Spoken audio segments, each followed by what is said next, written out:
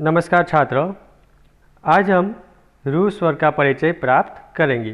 रू से पहले हमने अ, आ, ई, बड़ी, ऊ यानी छोटा ऊ और बड़ा ऊ, इन 6 स्वरों के बारे में परिचय प्राप्त किया था। इन स्वरों की मात्राओं के बारे में भी सीखा था।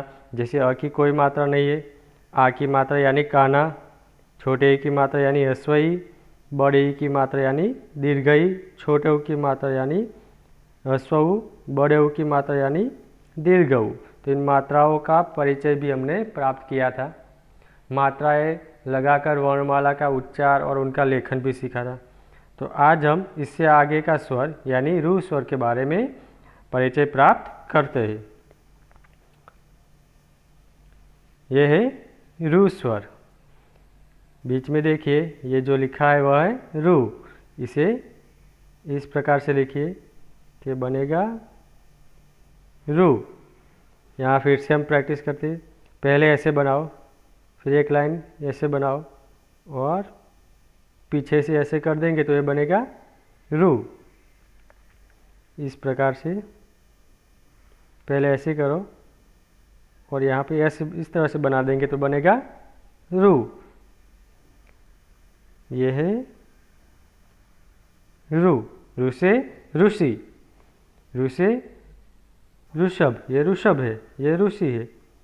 ऋषभ यानी बड़द, ऋषि से का ऋषि ही होगा। अब यहाँ पर हम बिंदुओं को मिलाकर रू लिखने की प्रैक्टिस करते हैं। जैसे इस प्रकार से बिंदु मिला दीजिए और साथ में पढ़ते जाए रू रू रू रू रू।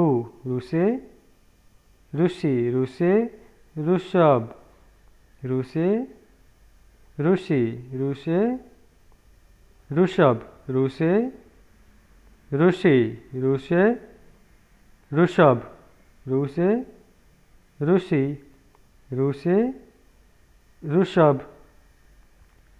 तो इस प्रकार से हम रू स्वर को लिख सकते हैं। तो रू से होता है ऋषि, रू से ऋषभ। ठीक है, अब रू स्वर की मात्रा का भी परिचय हम प्राप्त कर लेते हैं। अक्षर वाँचो और लखो। यहाँ पर एक एग्जाम्पल दिया है। जैसे क के अंदर रू स्वर की मात्रा मिला दी है तो बनेगा क्रू। क से जैसे रू है तो क के अंदर रू की मात्रा मिला देंगे तो क्रू बनेगा। वैसे ही आगे हम ये वर्णमाला देखते हैं। रू की मात्रा ऐसे आएगी, सी जैसे हम बनाते हैं ABCD में, वर्ण के नीचे इस प्रकार से सी करना है तो ये बनेगा रू की मात्रा। जैसे क के अंदर रू की मात्रा तो क्रू, ख के अंदर रू की मात्रा तो क्रू, ग्रू, ग्रू,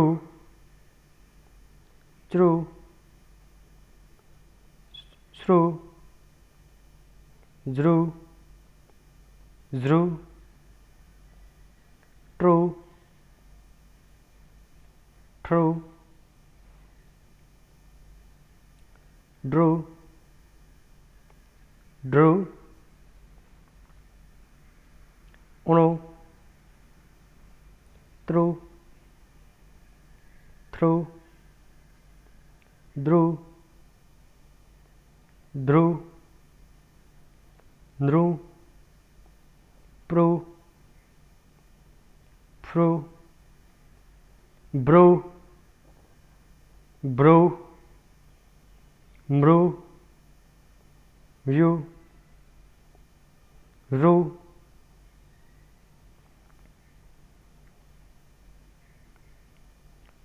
रू, व्रू, श्रू, श्रू, श्रू, रू, श्रू, ग्रू, त्रु, थ्रू। तो इस प्रकार से हम रू की मात्रा लगाकर वर्णमाला का लेखन कर सकते हैं और उनका उच्चार भी कर सकते हैं। ठीक है, तो ये भी आपको तैयार कर लेना है। अब आगे है रू स्वर की से शुरू होने वाले शब्दों को सही करो। जहाँ पर रू स्वर से शुरू होता है वो उस शब्द के ऊपर आपको सही का चिन्ह करना है। जैसे यहाँ पे रू है। अब शब्द देखते हैं, तो पहला शब्द है ईमली। किससे शुरू होता है? ई से, तो करेंगे टिक? नहीं करेंगे। इसके बाद ऋषि, रू से शुरू होता है। यहाँ पर देखिए सही का टिक किया है। ठीक है, एक उदाहरण दिया है। इसके बाद है अनार, अनार अ से शुरू होता है, उसमें टिक नहीं करेंगे। झरना, झरना ज से शुरू होता है, तो उसमें भी हम टिक नहीं करेंगे। इसके बाद है ऋषभ, ऋषभ रू से शुरू होता है, तो इसमें क्या करना है? सही की टिक करनी है ऐसे। इसके बाद है रुजु, वो भी रू से शुरू होता है, तो हम इसमें सही की टिक करेंगे। तो इस प्रकार यहाँ पर हमें 3 शब्द मिले, ऋषि, ऋषभ और रुजु, जो रुक से शुरू होने वाले शब्द है। इसके लिए हमने यहाँ पर सामने सही की टिक मार की। इसके बाद का प्रश्न है रू को तीर की दिशा में पढ़कर शब्द बनाओ। रू ने तीरनी दिशा में वाँचीने शब्द बनाओ। यहाँ पर नीचे रू लिखा है, उनके सामने तीर लगाकर कुछ वर्ण दिए हैं, आपको इसे मिलाना है और शब्द बनाना है। जैसे रू शी, तो यहाँ पर लिखा है रू शी। वैसे ही रू तू, तो आपको यहाँ पर क्या लिखना है? रू तू। इसके बाद रू जू, रू जू। इसके बाद रू अण, रू उण। फिर रू शब, रू शब। फिर रू चा, रू ऐसे रू चा। तो इस प्रकार से आप तीर की दिशा में पढ़कर शब्द बनाए और इसका लेखन कीजिए। इसके बाद है चित्र पहचान कर नीचे उसका नाम लिखो। यहाँ पर चित्र दिए हैं, आपको इसे पहचानना है, यानी चित्र ओळखीने नीचे तेनु नाम लखो। पहला चित्र किसका है? तो है ऋषि। ऋषि यहाँ पर देखो दूसरे नंबर पर है ऋषि, ये ऋषि है।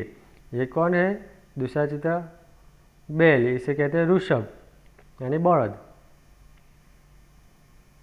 ऋषभ, इसका हिंदी दूसरा शब्द है बैल और इस गुजराती में कहते हैं बड़द। और ये कौन है? श्री कृष्ण, यहाँ पर है, तो ऐसे हम इसे श्री कहते हैं।